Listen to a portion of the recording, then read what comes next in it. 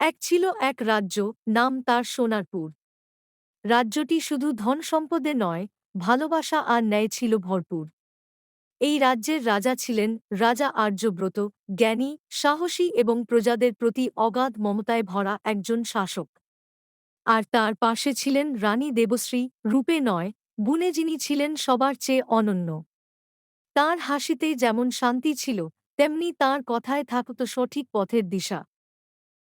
রাজা যুদ্ধবিদ্যায় পারদর্শী হলেও রাজ্য শাসনে তিনি সবসময় রানীর মতামত নিতেন।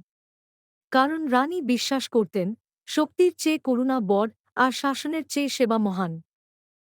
একদিন রাজ্যে ভয়াবহ খরা দেখা দিল। ফসল শুকিয়ে গেল, নদী প্রায় শুকনো। প্রজাদের মুখে দুশ্চিন্তার ছাপ।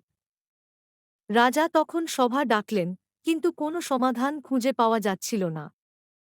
ঠিক তখন রানী দেবশ্রী বললেন, প্রজারা শুধু আমাদের প্রজাই নয়, তারা আমাদের পরিবার। চলুন আমরা তাদের পাশে দাঁড়াই। পরের দিন রাজা ও রানী রাজপ্রাসাদের দরজা খুলে দিলেন। রাজকোষের খাদ্য বিতরণ করা হল। রানী নিজে গ্রামে গ্রামে গিয়ে মানুষের দুঃখ শুনলেন।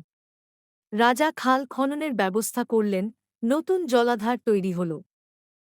কয়েক মাসের মধ্যেই রাজ্যে আবার সবুজ ফিরে এলো। বৃষ্টি নামল, মাঠ ভরে উঠল ফসলে। প্রজারা আনন্দে বলল, আমাদের রাজারানী শুধু শাসক নন, তাঁরা আমাদের আশ্রয়। বছর পেরোল, রাজা আর্যব্রত বৃদ্ধ হলেন। একদিন তিনি রানীকে বললেন, আমার সবচেয়ে বড় জয় কোনো যুদ্ধ নয়, তোমাকে পাশে পাওয়া। রানী মৃদু হেসে বললেন, আর আমার সবচেয়ে বড় গর্ব, তুমি একজন ভালো মানুষ। সোনারপুরের ইতিহাসে আজও লেখা আছে, এই রাজ্য টিকে ছিল তলোয়ারের জোরে নয়, টিকে ছিল ভালোবাসা, বোঝাপড়া আর একসাথে চলার শক্তিতে।